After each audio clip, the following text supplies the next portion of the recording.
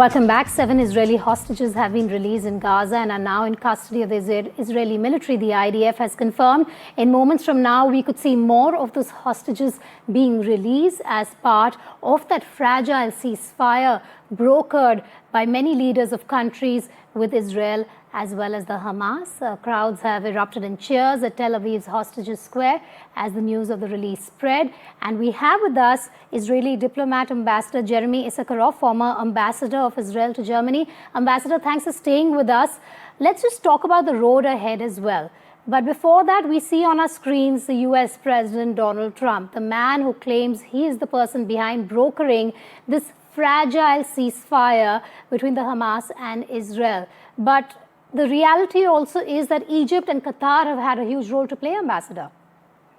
Absolutely. And I think it's, I don't want to minimize the role of anyone who could contribute to the freeing of the hostages. This is something that has been so central to the Israeli consciousness, and talking about anything to do with security, national security, regional security. This has been very deep in our consciousness for the last 2 years, and it's a great moment of relief that we can see all of the hostages returning. And we're literally in these minutes as we speak, hoping to see the second tranche of 13 hostages being returned to Israeli hands after 7 have already arrived back in Israel.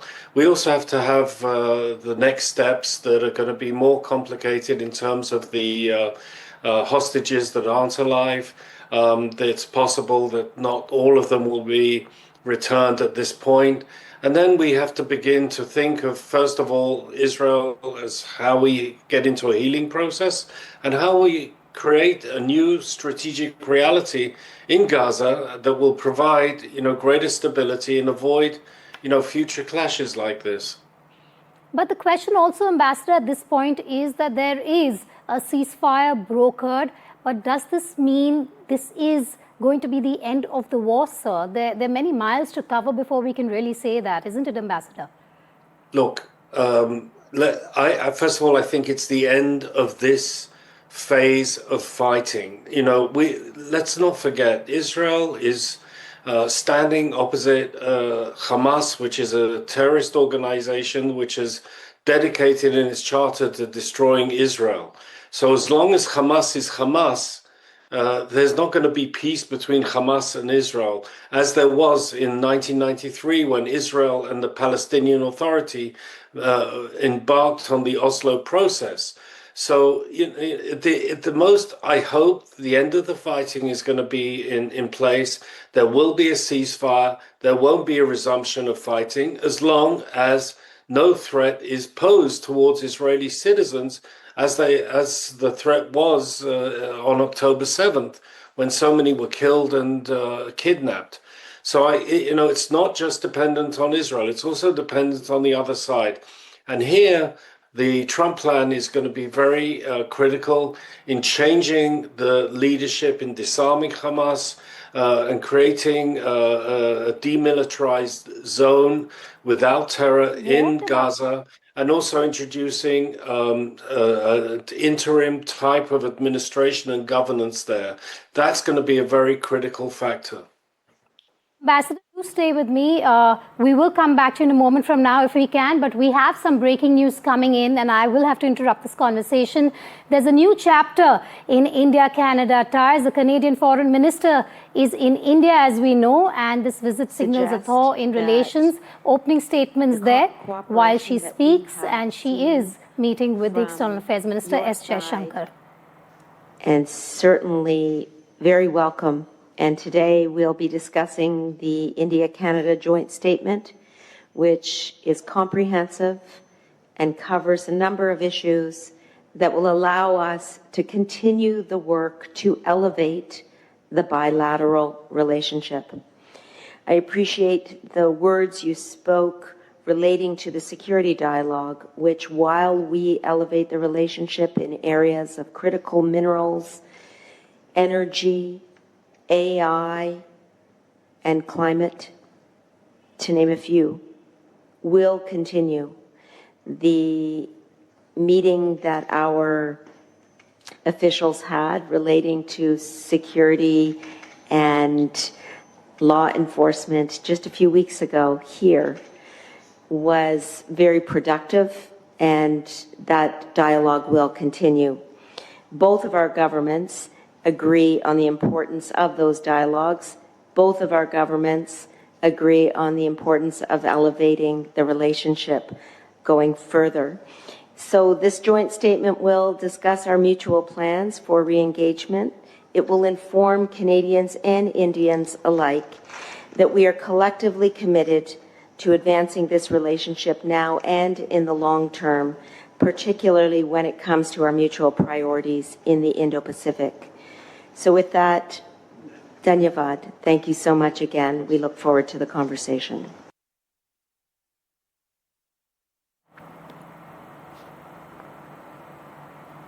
All right, so that is the Canadian Foreign Minister there, Anita Anand, speaking as part of the opening statements with her counterpart in India, S. Jaishankar, External Affairs Minister. Now, this is a big visit by the Canadian minister here to India, which we're expecting will reset diplomatic ties between the two countries. Vishal joining me live. Vishal, hoping for a reset with this visit, but it's not really the first in the last few months that we've seen of representatives from both sides meeting on taking the bilateral ties forward. Yes, that's what we've seen in the last few months, that both the sides have attempted to, bring the ties back on track that had been, taken off track by the incompetent administration of Justin Trudeau, who had repeatedly alleged that Indian authorities were involved behind the slaying of the terrorist in the Canadian soil. But both the sides have rallied in the last few months to bring the ties on track, and they have been successful because respective high commissioners have been appointed and they have already taken charge. We've seen that the Indian High Commissioner to Canada has been seen attending some public meetings in Canada, and the Canadian side has acknowledged this effort, and they have also appointed a High Commissioner. It remains to be seen how this moves forward, because the ties had hit an all-time low when Trudeau was at the helm of affairs in Canada.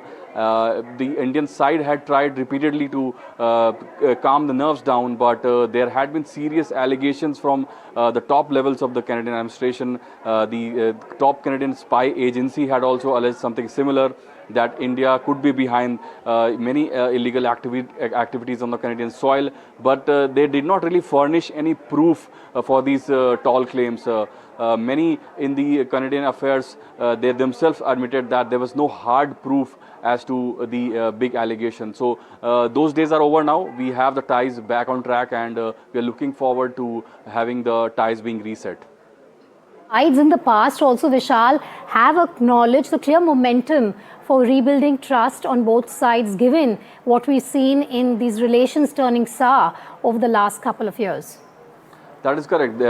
This will require much needed momentum, and we have that momentum in place, because both the sides have tried to meet each other quite a few times in the last few months. They have been proactive in a lot of these official affairs. As I mentioned, they have been able to establish high commissioners, respective high commissioners in place. These chairs had been empty for the longest time. Back in October 2023 is when Canada and India were involved in the biggest fracas, if you can say that, involving both the sides, because both the high commissioners, respective high commissioners, had been pulled back. Almost all the delegation from both the sides had been pulled back, and that had resulted in the ties being plummeting to the lowest level, the level which we had not seen. Because India and Canada have been allies for the longest time, and that was sort of severed in the short term that Trudeau was there, short term that he tried to sever that with ties. But those ties are now back on track, and we'll have to only look forward as to what will happen now. And Vishal, let's just very quickly understand from you what's on the agenda. Energy, a big issue. Just take us through what we're expecting in terms of trade and energy talks between the two countries. When it comes to the agenda of the meeting, we have some details. We have trade diversification. That's one of the biggest things that will be talked about. Then we have energy transformation, because conservation of energy is a topic that affects both the developed and the developing world, and we have both the parties when it comes to India and Canada. And then there is security cooperation in this ever-changing world of this ever-dynamic world of foreign affairs. We have to have security cooperation, which will be discussed, and there will be focus on critical minerals and agriculture, because critical minerals is one topic that dominates almost all the high tables as we speak, because they are used in many chip manufacturing, which in turn are used in some of the biggest technologies we have in place, such as AI. Vishal, thanks for joining us live. Let's just also listen into the opening statement by India's External Affairs Minister S. Jaishankar. I'm pleased to welcome you to India on your first official visit as Canada's new foreign minister. Our meeting today continues the constructive conversations that we have been having since our telephone call on the 26th of May. India-Canada bilateral relations have been steadily progressing in the last few months. We are working to restore and reinvigorate the mechanisms necessary to advance our partnership.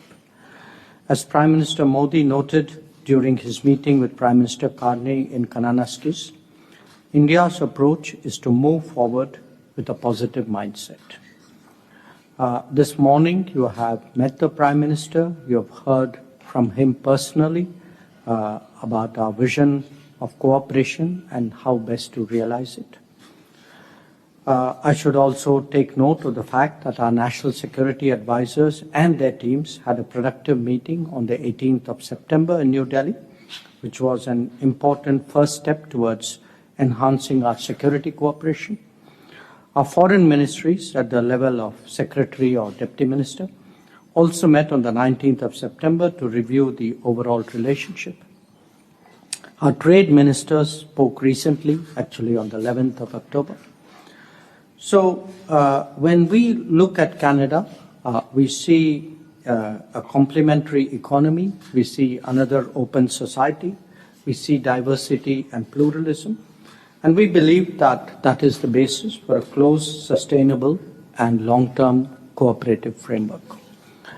Minister, let me also say that both sides for our meeting today have prepared an ambitious roadmap to advance our cooperation in various domains, including trade, investment, agriculture, science and technology, civil nuclear collaboration, AI, critical minerals, and energy.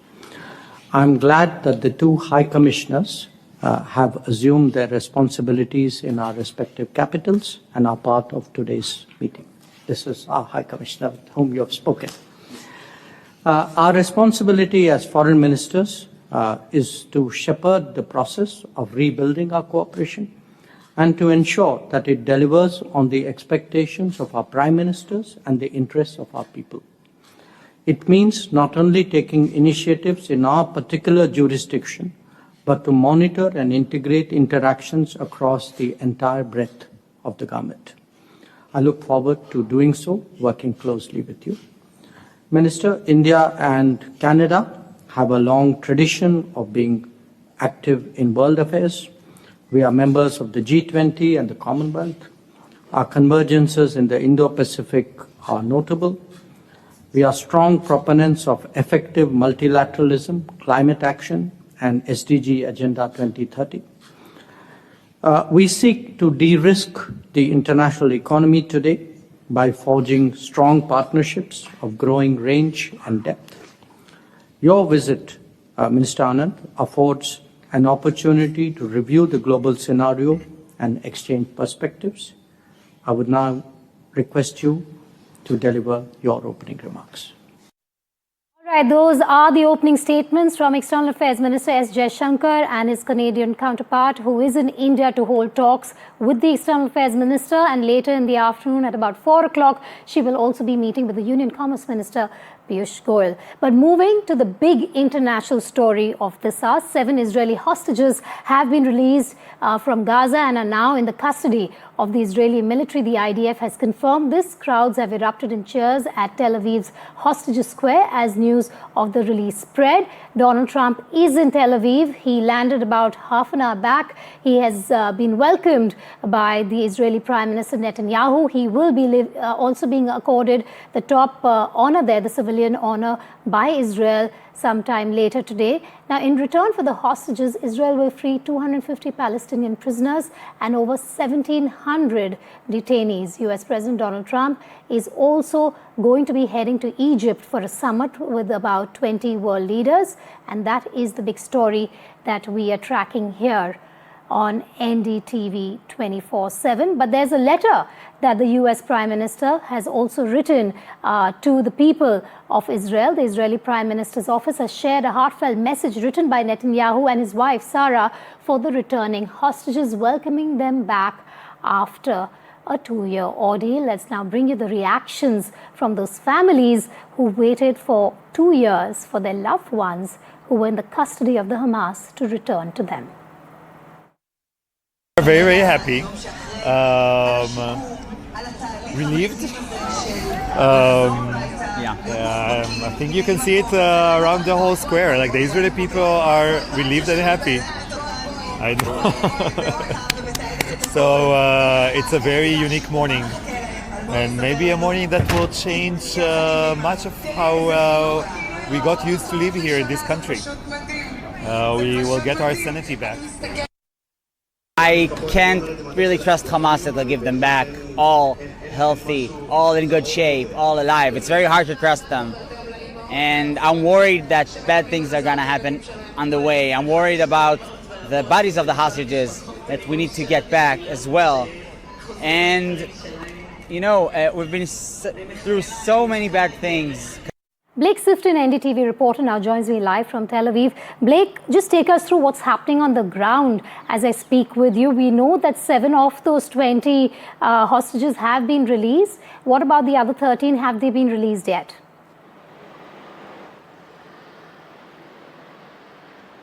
That's right. The 7 hostages have been released. They've been brought by Israeli forces to a military base in Israel. They are currently reuniting with their families and undergoing initial medical and psychological treatment, and they will then be taken to one of 3 medical centers in and around Tel Aviv for more comprehensive medical treatment. Now, the remaining 13 hostages, we understand that Red Cross vehicles have arrived at the site where they will be handed over in southern Gaza. So that process we expect to begin soon. Similarly, from the earlier release, they will be taken from the Red Cross to Israeli forces in Gaza, then to that military base, then to the hospitals in Tel Aviv for treatment.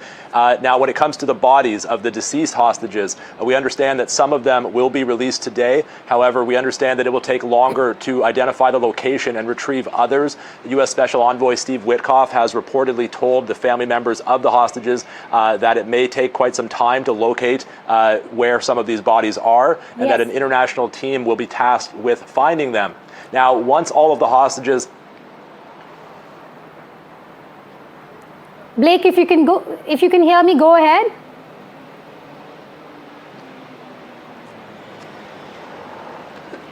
Yeah, so once all of the hostages that Israel expects to be released today have been released, we then expect that Israel will release the Palestinian prisoners in exchange.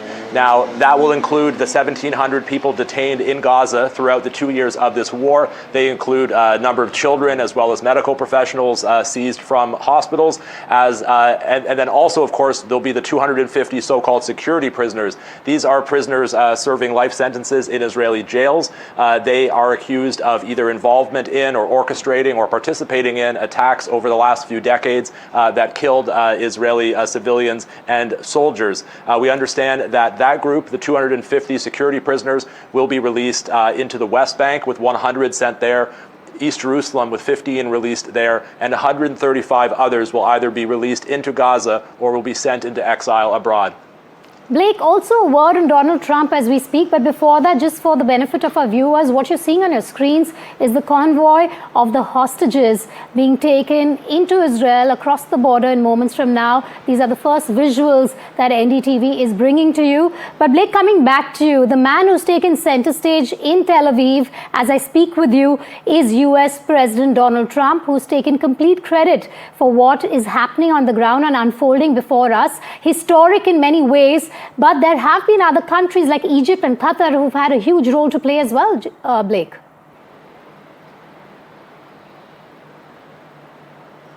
Yes, in many ways, President Trump has willed this entire process into existence.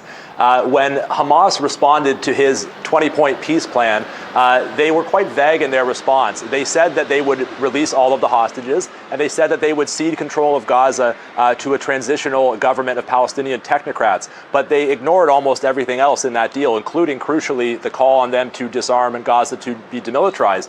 And Prime Minister Netanyahu reportedly viewed that response as negative, as purposely vague. But before he could reply, we understand that President Trump said it showed that Hamas was ready for peace. It was a positive response. So at that stage, Prime Minister Netanyahu had no choice but to go along with the process, to send negotiators to Egypt. And then on the other side, as you say, mediators Qatar and Egypt, as well as Turkey, a major backer of Hamas and hosts some of their leaders, they played a crucial role in leaning very hard on Hamas and forcing Hamas really to make concessions and to bring them to this point. So it really was a combined effort of both the United States and especially President Trump and the mediators, Turkey and other Gulf countries, to lean on both sides to compel them to get to this point. Now, President Trump is currently on his way to Jerusalem. He will meet with Netanyahu at the Knesset. He will meet family members of some of the hostages, and then he will deliver an address to the Knesset. And he will be only the fourth American president to ever do so, and the first in over 17 years since President George W. Bush addressed Israel's parliament in 2008. All right. Blake, let's look forward now for a moment and understand, does the return of hostages mean that this is the end of the war? Will Hamas remain in power in Gaza is the biggest question I have for you right now.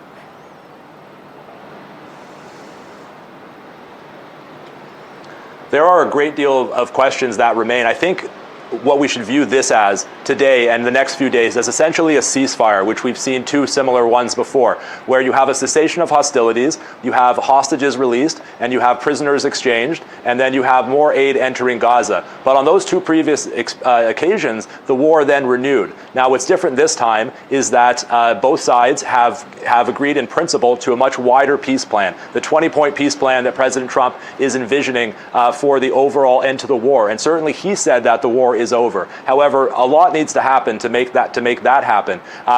In Israel, far-right members of Netanyahu's coalition, for whom he depends on for the survival of his government, they have said that after the hostages are released, if Hamas does not disarm, that Israel should go back to war. But Trump has provided guarantees to Hamas and others that that will not happen. Now, some of the obstacles that need to be overcome: Hamas disarming, Gaza being demilitarized. Those are key obstacles and key issues that Israel is insisting on. Now, Hamas has shown no willingness to give up all of their weapons. They've suggested that perhaps they would give up offensive weapons like rockets, but they will not surrender small arms like their rifles. Also, this transitional government of Palestinian technocrats that's meant to govern Gaza and take over from Hamas. We still don't know who will be involved in that and what process will be used to choose them. Hamas want to have a say in choosing those technocrats. And finally, a key issue is the full withdrawal of Israeli forces from Gaza, because they currently still remain in 53% of Gaza under this phase one of this deal. And their full withdrawal is tied to the progress of this international stabilization force that's meant to enter Gaza and assist with demilitarization. But we still don't know who will participate in that force and when it will be deployed. And before I let you go, Blake, another question. Let's just focus on Gaza as well for a moment. There have been huge casualties that we've seen in Gaza. The destruction has been massive over the last 2 years. The big question really is, who will redevelop Gaza at this point and who will fund it as well? Is that something we should expect post the talks in Egypt?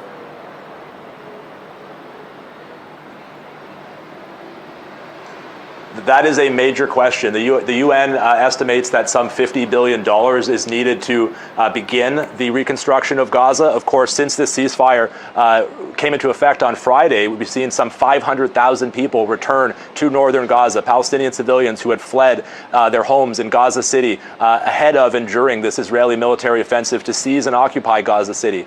Many of them, when they left, said that they thought they were never going to be able to go home, either because the whole city would be destroyed or they'd be permanently displaced. So while they're going back and they are relieved, they're coming back to find widespread destruction. Entire swaths of some of these neighborhoods have been flattened. So yes, the reconstruction, the rehabilitation of critical infrastructure like sewer lines, water lines, bakeries, medical facilities, all of that is a monumental task. And the question, as you say, of who will pay for it remains to be seen. But with major world leaders and major countries involved in this entire process meeting in Sharm el-Sheikh, Egypt today, hopefully we may see some clarity on that, among other issues. Thank you for joining us live, Blake, from Tel Aviv, and adding perspective to that big developing international story that NDTV has been reporting on. Also, just some time back, we heard from the US President Donald Trump while he was on board Air Force One. He was speaking on this fragile ceasefire agreement. Let's just listen into what he had to say. If the ceasefire does hold, how long until we get to the part of the 20-point peace plan where developers can go in and make Gaza the Riviera of the Middle East? Well, I don't know about the Riviera for a while, because you take a look at what you have. You have to get people taken care of first. But it's going to start really essentially immediately. I mean, they're going to have to start by removing a lot of structures that you see that are down to the ground. I mean, it's blasted. This is like a demolition site. Almost the entire site is. So you have to get rid of what you have there. You have structures that are very dangerous. They're falling down. If they haven't fallen, they're going to fall down of their own volition. So that process, Peter, is going to start pretty much immediately in that way.